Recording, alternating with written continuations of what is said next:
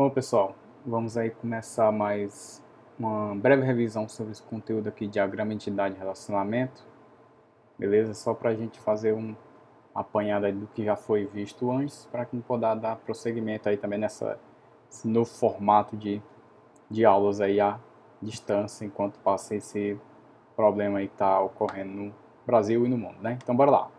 Nós vimos aí inicialmente algumas definições sobre o modelo de entidade de relacionamento, que é um dos modelos de diagrama que nós vamos utilizar em banco de dados para fazer a modelagem desses sistemas. Então, é a parte ainda inicial, conceitual. Nesses slides nós vimos e vamos ver ao longo dele algumas definições e algumas definições genéricas, e ao longo delas nós vamos se aprofundar em alguns dos tópicos que são importantes, tá?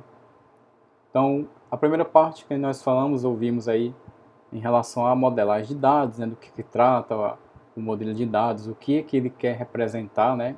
Então, o modelo de dados trata aí do conceito de tornar algo do mundo real e abstrair o que é necessário a se aplicar dentro de um modelo de banco de dados. Então, ele aplica o conceito de abstração. Nós vimos aqui os modelos de dados eles são classificados em três tipos principais, né?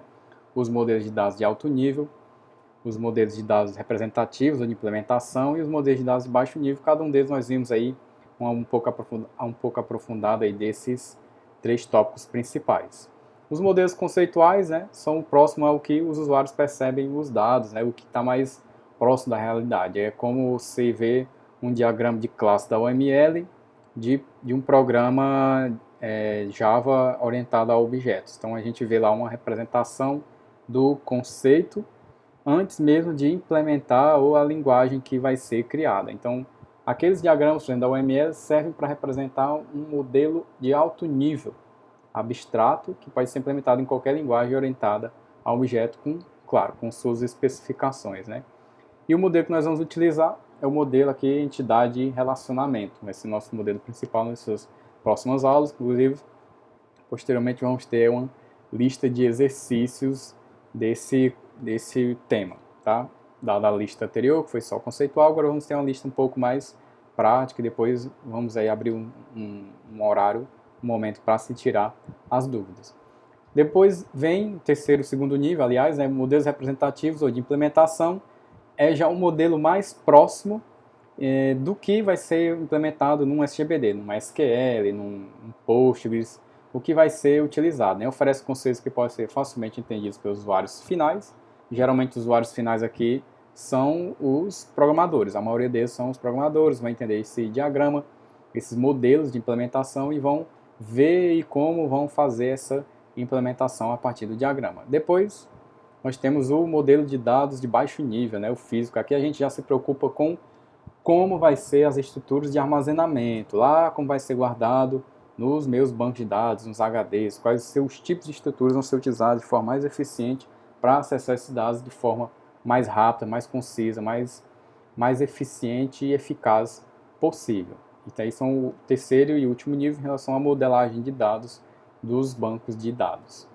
E no modelo de alto nível, né, a gente provê ao projetista de alto nível uma abstração adequada para especificar o que o usuário quer, né, os requisitos dos dados, né, o que é que eu vou guardar, o que é que eu tenho da parte principal necessária que eu vou guardar dos dados, o que vai ser armazenado. E como o banco de dados será estruturado para preencher esses requisitos, como eu vou relacionar as tabelas, como eu vou relacionar, criar as minhas entidades em relação aos tipos das entidades, as colunas, os atributos, tudo isso vai ser levado em consideração e fica uma parte visual, né, que nós vamos utilizar o diagrama para isso, para representar essa modelagem. E aqui nós temos a figura, também nós vimos uma representação aí de todo o passo a passo.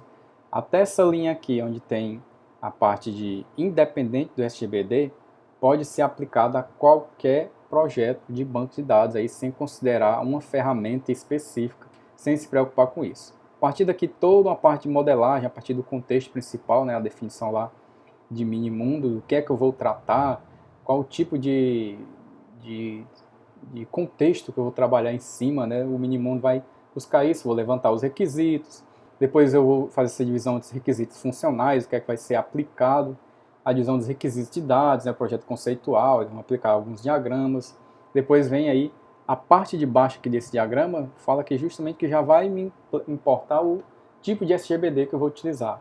Se vai ser um SGBD livre, se eu posso utilizar um SGBD que tenha versão livre, eu vou ter que pegar um SGBD um pouco mais avançado, pagar algumas ferramentas, ou o tipo de SGBD, se vai ser MySQL, vai ser Postgres, vai ser Web, vai ser qual tipo de tratamento de dados que eu vou utilizar aqui. A partir dessa parte, eu já tenho que me preocupar com isso. Daqui para cá, dessa parte de independência RBD para cima, não me importa, eu posso aplicar em qualquer contexto, beleza? Então nós vamos ver aqui, e a etapa de projeto banco de dados segue sempre essas 4 etapas principais.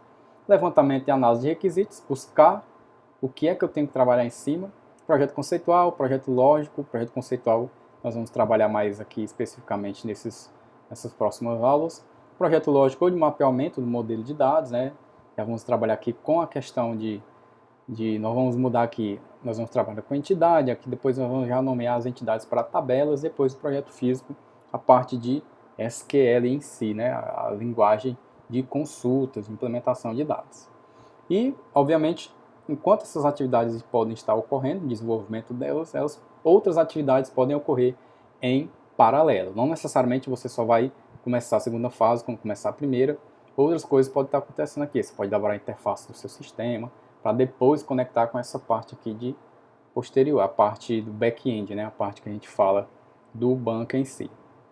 Aí tem a parte de levantamento de requisitos, saber do que se trata, e vocês podem dar uma aprofundada mais nesse slide, que ele fala aí mais do que é que especificamente, né. Depois vem o projeto conceitual, consiste em criar o esquema conceitual para o banco, né, usando modelos de dados de alto nível. Que é isso? É justamente o modelo entidade relacionamento. É uma representação gráfica. Quer dizer, a representação gráfica é o DER, né? Representação gráfica do modelo de entidade de relacionamento, que é o diagrama de entidade de relacionamento. E o modelo conceitual, o projeto conceitual já vai trabalhar isso. Nós vamos literalmente desenhar o que se trata, como as nossas entidades, como os relacionamentos, quais são os atributos delas e como eles interagem entre si, quais os tipos. Isso aqui nós já vamos ver especificado em cada um deles. Aí, posteriormente, vocês podem dar uma olhadinha nisso. Depois vem o projeto lógico, é a segunda parte já, aí depois de elaborar o primeiro projeto conceitual, o projeto lógico, nós vamos ver lá na frente mais detalhado. Projeto físico também, vamos ver lá para a parte, o quanto antes possível, vamos ver isso na prática.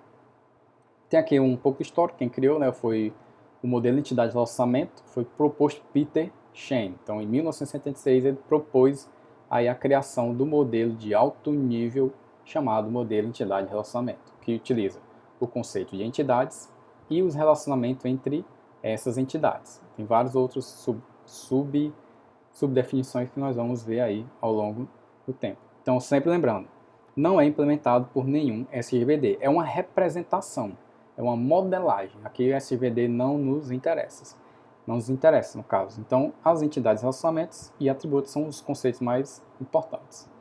E nas outras aulas nós vimos aqui que se trata, nesse caso, de um modelo de dados que nós vamos utilizar. Modelo de dados não, o nosso mini mundo vai ser isso, né? A representação que nós vamos utilizar aqui para a exemplificação nos slides, né? Nós temos esse mini mundo que trata aqui do contexto de uma empresa, que ela foi definida da seguinte forma. Ela possui funcionários, possui departamentos e projetos. A empresa é organizada em departamentos, departamento controla a série de projetos. Funcionário. O que é que eu vou guardar do funcionário? É o que é que me interessa nesse mini mundo da empresa guardar sobre o funcionário. Vou armazenar o nome, CPF, endereço, salário, sexo e a data de nascimento dele. Isso é que me interessa guardar sobre o funcionário. E registramos também os dependentes de funcionários, que nós vamos utilizar algumas definições que vão ser muito importantes quando a gente falar de dependentes especificamente. Só para contextualizar algumas coisas, beleza? Então, ao longo do slide nós vamos ver isso.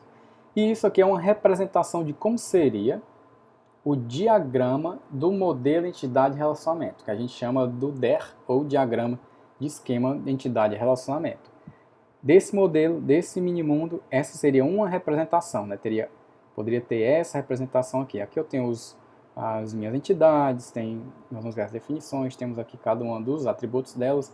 Essa é uma das formas de representar, não é necessariamente, sempre vai ter uma forma única de se representar isso. Pode ter várias outras formas de se representar o mesmo minimundo representar ele de formas distintas. Inclusive, nós vamos ver eles de algumas formas diferentes do que está aqui. Mas aqui vocês já podem ver aqui algumas aplicações, né, de como seria a diagramação, né, disso, a modelagem disso aqui. E nós vimos alguns conceitos, né? O conceito de entidade é tudo que eu quero guardar, algo do mundo real que eu quero guardar informações. Nós temos atributos que nada mais são do que as características dessas entidades, o que é que eu vou ter em cada uma delas. Aqui ele cita o exemplo de entidade, por exemplo, pode ser entidades, coisas do mundo real, pode ser empregado, carro, estudante, empresa, conta bancária, pode ser coisas físicas, existentes, ou coisas aqui, por exemplo, conta bancária não é algo físico, disciplina também não é algo palpável do mundo real, são coisas abstratas, mas que também se conceituam como entidades. Então não é que vai ser sempre algo que existe no mundo real, mas também pode ser coisas ou entidades, no caso, que a gente chama de abstratas. E os atributos são justamente as características dessas entidades. Como eu poderia definir os atributos de empregados? Matrícula, nome, endereço, CPF. Isso aqui o quê? Todo empregado vai ter uma matrícula, todo empregado vai ter um nome, todo empregado vai ter um endereço e assim por diante eu defino. Você pode definir a quantidade de atributos que você acha que sejam necessárias para identificar aquela entidade. Aqui ele definiu esses atributos aqui: 1, 2, 3, 4, 5, 6, 7, 8, 9. 9 atributos para definir que são todos os empregados possuirão essas atribuições, né? essas características. Eu poderia definir menos, poderia definir mais, isso aí vai depender do contexto que você vai trabalhar, do seu mini-mundo. E depois nós vimos essa representação aqui, que vocês provavelmente vão se deparar ela no livro. Como é que eu representaria uma entidade? Aqui tem funcionário F1, também aqui F1, aí tem empresa E1, tem a forma de representar os seus atributos. Essa é uma forma diferente, uma forma mais, provavelmente uma forma antiga, né, lá do início da modelagem de dados proposta por Peter Shen, mas só uma forma diferente de ver as entidades e os seus atributos relacionados. E vimos também a definição de atributos, né, quais são os tipos de atributos existentes. Nós sabemos que a entidade é composta de atributos e esses atributos existem os atributos específicos. Esses conceitos são muito importantes, mas a gente vamos utilizar muitas vezes ao longo dos projetos de diagrama de entidade e relacionamento. Os atributos atômicos ou simples querem dizer o quê? Um atributo ele é dito atômico quando eu não posso subdividir. Se eu dividir esse atributo, eu citei na aula, por exemplo, o atributo nome. Se você tem um atributo lá, nome do funcionário, e você subdividir ele, você não propôs ele que fosse dividido em primeiro, segundo, nome principal, sobrenome, nome do meio, você não definiu isso, e você subdividir ele, ele perde o sentido. Então, quando eu coloco um atributo que ele é inteiro, completo, então eu tenho que dizer que aquele atributo ele é atômico. Subdividir ele, cortar ele, dividir em partes, vai perder o sentido. E eu já tenho aqui o outro oposto, que é justamente o atributo composto, né, o contrário dele. É formado por vários atributos. Um dos exemplos aqui poderia ser o exemplo do endereço, né, que possui local, CEP, cidade. O desenho aqui não está muito bem feito, mas dá para entender. Local, rua, número. Eu percebo que é um atributo que possui diversos outros atributos. E pode formar uma hierarquia, por exemplo. Quando ele fala que é uma hierarquia, estou supondo aqui que segue essa risca. Endereço, local, CEP, cidade, rua, e tem as subpartes deles. E de valor único, os atributos podem ser divididos ainda de valor único versus multivalorados. Monovalorado é que só possui um único valor associado a ele. Pode dizer que nome só tem um valor associado a ele. Posso dizer que tipo sanguíneo só tem um valor associado a ele. Então está associado um único valor para ele. E o multivalorado é justamente o quê? Que ele possui diversos valores. O exemplo clássico é do telefone. Você pode ter vários valores para um atributo multivalorado telefone. Você pode ter o telefone residencial, telefone comercial e celular. Então, falou de atributo multivalorado, relaciona com o telefone, claro. Pode ter outros exemplos relacionados dependendo do seu mini-mundo, mas telefone geralmente é uma das formas de se aplicar aqui. Então, a diferença entre multivalorado e composto é justamente multivalorado é um atributo, o mesmo atributo com vários valores, e composto é um atributo com subatributos. atributos dentro dele. Então, quando falar de composto, só relacionar com o endereço, que possui um valor aqui de hierarquia, e quando eu falar de multivalorado, relaciono com o telefone, que é a mesma pessoa pode ter vários tipos de telefones, telefone residencial, comercial e celular. E o derivado é justamente o quê? O derivado é quando eu tenho um atributo que eu não preciso necessariamente armazená-lo, eu posso ter ele a qualquer momento. Se você fizer, por exemplo, aqui como é citado, data de nascimento, você só precisa guardar a data de nascimento do usuário, do funcionário, para saber a idade dele em qualquer momento. Você não precisa guardar a idade dele assim que fizer o cadastro lá em um formulário.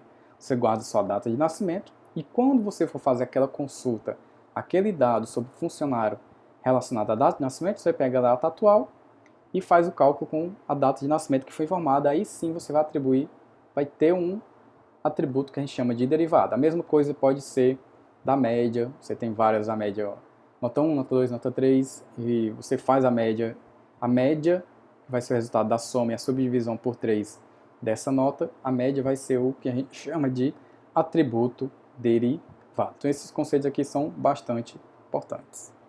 Aí vamos ver aqui outras. Vimos a definição valor nulo. Valor nulo, em resumo, é o quê? Quando eu não tenho um valor que é aplicável para aquele atributo. Quando eu tenho um campo que não é de preenchimento obrigatório, no banco de dados ele vai guardar isso. Literalmente vai estar lá escrito, valor nulo. Porque se eu botasse qualquer outra coisa, zero, para representar nada, ainda assim seria um valor, que seria um tipo inteiro, e isso consumiria espaço. Então os bancos de dados servem justamente para fazer isso, o valor nulo, para deixar aquele espaço lá como vazio, ou que não é um campo, ou uma coluna, ou um atributo obrigatório no meu sistema.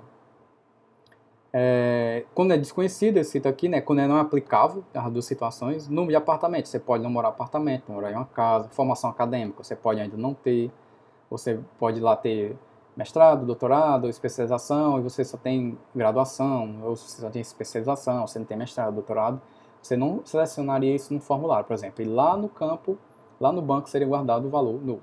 Ou valores desconhecidos, né? Você, por exemplo, não sabe, pede lá a altura, mas você não sabe, o campo não é de preenchimento obrigatório. Posteriormente você pode, se for lá o caso do sistema, preencher esse valor. Ou não se sabe se o valor existe. Por exemplo, telefone residencial. Nem todo mundo que tem telefone residencial vai preencher um cadastro. É lá no banco, esse campo, como não é preenchimento obrigatório, vai receber o valor do tipo null. Aí, atributos complexos, que são a forma de representar, são atributos compostos e dentro deles possui outros subatributos. São a forma de representar, isso aqui já não nos interessa. Vimos aí os tipos de entidade, né? Definir a coleção de entidades, possui os mesmos atributos. Aí nós temos aqui uma representação do conjunto de entidades. O que nos interessa nessa figura é justamente isso. Eu tenho uma entidade chamada funcionário, tenho uma entidade chamada empresa, e tem um conjunto de entidades funcionários. Por exemplo, tem a F1, F2, F3, funcionário 1, funcionário 2, funcionário F3, e todos eles com os valores seguindo a ordem dos meus atributos, nome, idade e salário. Nome, idade e salário. João Silva, 55, 80K. Então isso é que me interessa nesse tipo de representação. Eu tenho uma entidade, eu tenho os seus atributos, e tenho dentro desse conjunto, que dessa representação da figura, o conjunto delas com os seus respectivos valores. A mesma coisa aqui em empresa. Eu tenho nome, matriz e presidente. Aí tem companhia, modelo e vai seguindo o padrão aqui. O atributo nome, companhia. O atributo matriz, São Paulo. O atributo presidente, João Silva. Vai seguindo esse tipo de sequência. Beleza? Então, por enquanto, essa revisão aqui básica, eu acho que já é suficiente.